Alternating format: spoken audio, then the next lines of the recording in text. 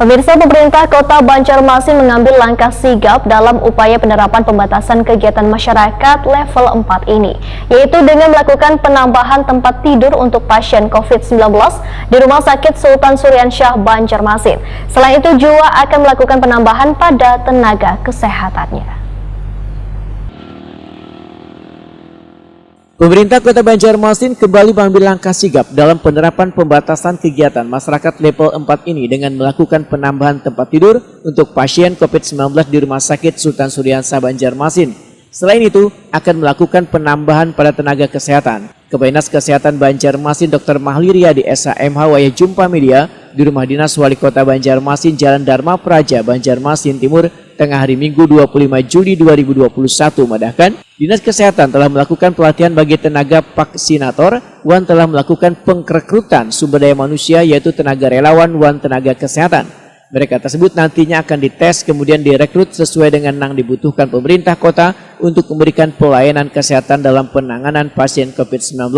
Menurut Mahliriadi, jumlah tenaga kesehatan yang mendaftar cukup banyak bahkan telah melampaui target.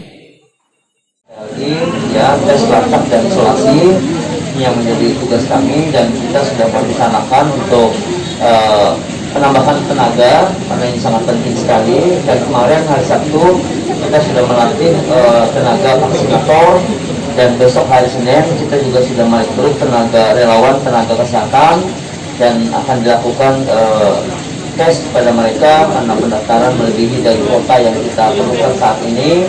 Kita dilakukan tes, jumlah nakes yang mendaftar cukup banyak sebagai relawan, itu sebagai upaya-upaya dalam kita mengendalikan menjadi tupoksi kami di Dinas Kesehatan.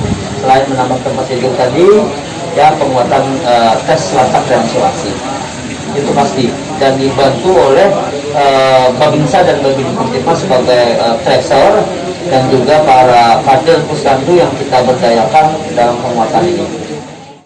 Mahliriadi menambahkan, dalam penerapan pembatasan kegiatan masyarakat level 4 ini, Babinsa, Wan Babinkap, Tipmas, serta kader-kader posyandu pun diberdayakan dalam penguatan sumber daya manusia di Dinas Kesehatan Banjarmasin.